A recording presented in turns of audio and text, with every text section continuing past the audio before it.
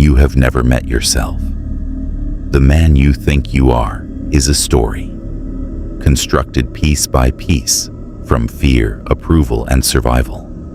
And you have been living inside that story so long, you forgot it was fiction. Think about that for a moment. Every belief you hold about who you are, every label you carry, every personality trait you defend, none of it was chosen. All of it was built by forces you never questioned and people who never truly knew you. You did not arrive in this world with a personality. You arrived raw, unformed, a blank architecture of potential. And then the world got to work. Your parents told you who to be. Your teachers rewarded certain behaviors and punished others.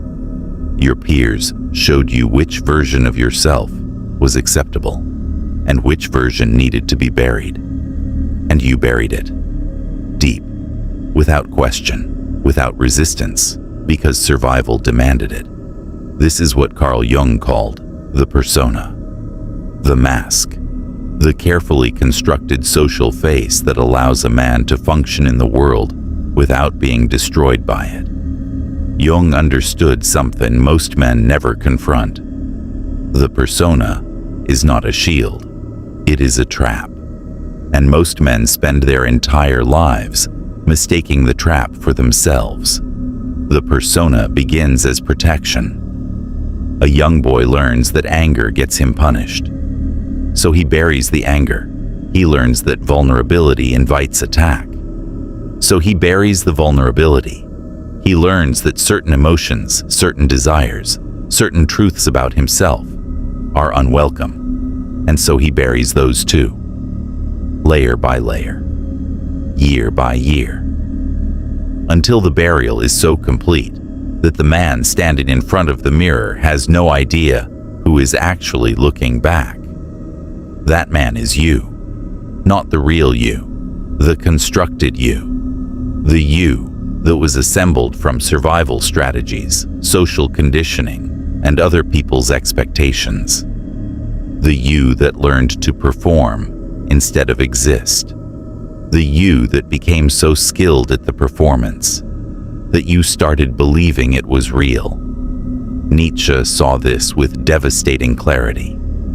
He wrote that most men live as shadows of themselves, pale imitations of what they could be, shaped entirely by the herd's expectations rather than their own will.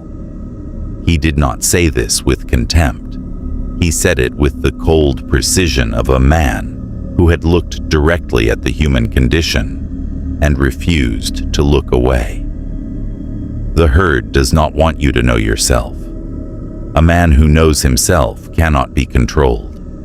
A man who knows himself does not need approval. A man who knows himself does not buy things to feel worthy, does not shrink himself to make others comfortable, does not perform endlessly to avoid the terror of being truly seen. The herd needs you confused.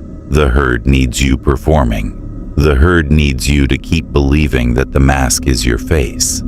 So ask yourself honestly, when did you last drop the mask entirely? Not with your friends, not with your partner, not even alone in the dark. When did you last sit in complete silence, with no performance required, no role to play, no identity to maintain, and simply observe who is actually there? Most men have never done this, because most men are terrified of what they might find, or worse, what they might not find. The possibility that beneath all the performance, beneath all the carefully constructed layers of personality and identity, there is something they do not recognize, something raw, something unresolved, something that does not fit the story they have been telling about themselves for decades. This is the shadow. Jung described the shadow as everything a man refuses to acknowledge about himself. Not just the darkness, not just the rage or the envy or the shame, but also the unlived potential, the buried gifts, the desires that were deemed unacceptable, the parts of himself that were sacrificed on the altar of social approval. All of it lives in the shadow. All of it continues to influence every decision, every relationship, every unconscious reaction, whether you acknowledge it or not. The shadow does not disappear when you ignore it. It simply goes underground. And from underground, it runs your life. You wonder why you react so violently to certain people. The shadow. You wonder why you self-sabotage at the precise moment success becomes real. The shadow. You wonder why certain relationships follow the same painful pattern, regardless of who is in them. The shadow. The shadow is not your enemy. It is the part of you that was never allowed to exist, and it will make itself known one way or another. Schopenhauer understood the blind will that drives human behavior beneath the surface of consciousness.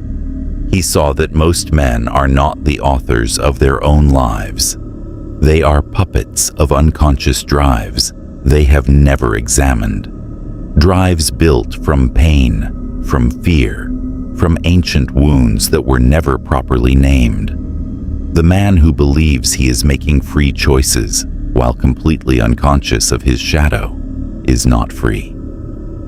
He is the most controlled man in the room, and he does not even know it. This is the first and most brutal truth. You are not who you think you are. The identity you have spent your entire life constructing and defending is not yours. It is a survival strategy. It is a collection of adaptations.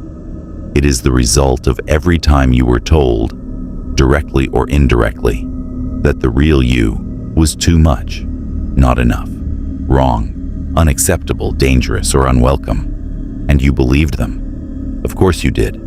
You were a child. You had no choice. The alternative to adaptation was annihilation. So you adapted. You built the mask. You learned the performance. You became what was required, and you buried what was not. But you are no longer a child. The survival strategies that protected you then are destroying you now. The mask that kept you safe in childhood is suffocating you in adulthood. The identity you built to be accepted is the very thing preventing you from being known. And you cannot be known until you are willing to be honest, not with others, with yourself. First, always. Machiavelli wrote that the greatest deception a man can suffer is self-deception. He understood that a man who cannot see himself clearly cannot navigate the world clearly. Every miscalculation, every repeated mistake, every pattern of failure that confuses you. These are not accidents. They are the inevitable result of operating from a false understanding of who you actually are.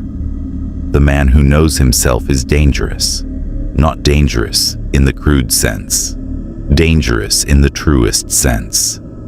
He cannot be manipulated through his blind spots because he has examined his blind spots. He cannot be controlled through his shame because he has faced his shame. He cannot be destabilized by people who see through the mask because he has already removed the mask himself. He got there first. He did the work that most men are too frightened to begin. Most men will never begin, not because they are incapable, because the performance is more comfortable than the truth, because the constructed identity, however hollow, however suffocating, is at least known, and the unknown is terrifying. The possibility that everything you have called yourself might be false is one of the most destabilizing realizations a man can face. But here is what lives on the other side of that destabilization. Clarity. Cold, absolute, unshakable clarity about who you actually are beneath the performance.